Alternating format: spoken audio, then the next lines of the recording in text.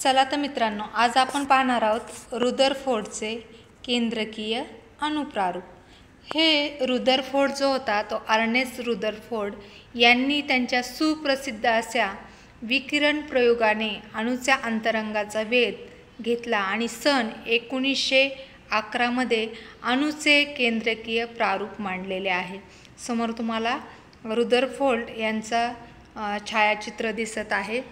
तर या रुदरफोर्ड यांनी काय केलं होतं की सोन्याचा अतिशय पातळ पत्रा की ज्याची जाडी 10-4 mm एवढी असणार आहे असा पत्रा घेतला आणि त्यावर किरणोत्सारी मूलद्रव्यातून उत्सर्जित होणाऱ्या धनप्रभारित अशा अल्फा कणांचा मारा केला व कणांच्या मार्गाचा वेध घेतला।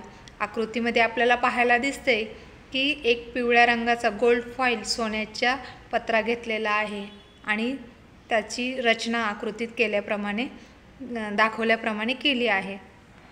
सोन्याच्या पत्र्याभोवती लावलेल्या प्रदीप्तिमान पडदा लावून त्यांनी जर अणूमध्ये धनप्रभारित वस्तुमानाचे वितरण सर्वत्र एक समान असेल तर धनप्रभारित अल्फा कणांचे पत्र्यावरून परिवर्तन होईल अशी त्यांना अपेक्षित होते, परंतु अनपेक्षितपणे बहुसंख्य अल्फा कण पत्र्यातून आरपार गेले आणि काही थोड्या अल्फा कणांचे मूळ मार्गापासून लहान कोनांमधून विचलन झाले आणि काही थोड्या अल्फा कणांचे मोठ्या कोनांमधून विचलन झाले।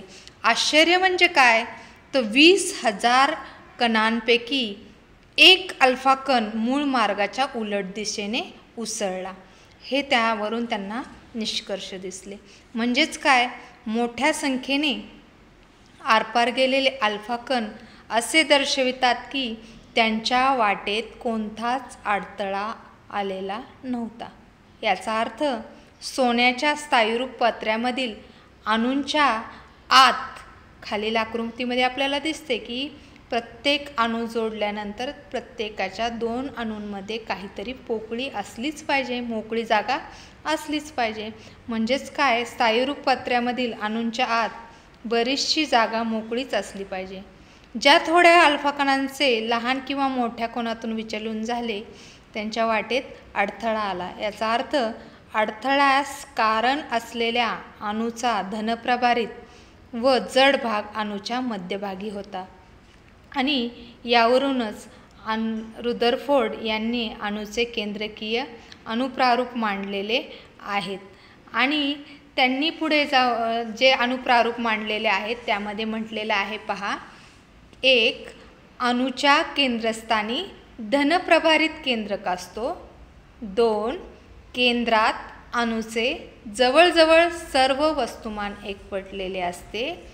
3. केंद्रकाभोवती इलेक्ट्रॉन नावाचे ऋणप्रभारित कण परिभ्रमण करत असतात।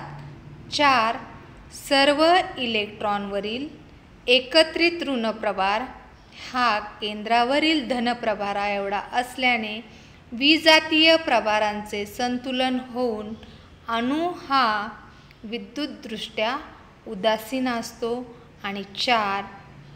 परिभ्रमण करणारे इलेक्ट्रॉन व अणुकेंद्रक यांच्या दरम्यान पोकळी असते। तर एकूण असे रुदरफोर्डने 5 निष्कर्ष मांडलेले आहेत, ते आज आपण यामध्ये पाहिले।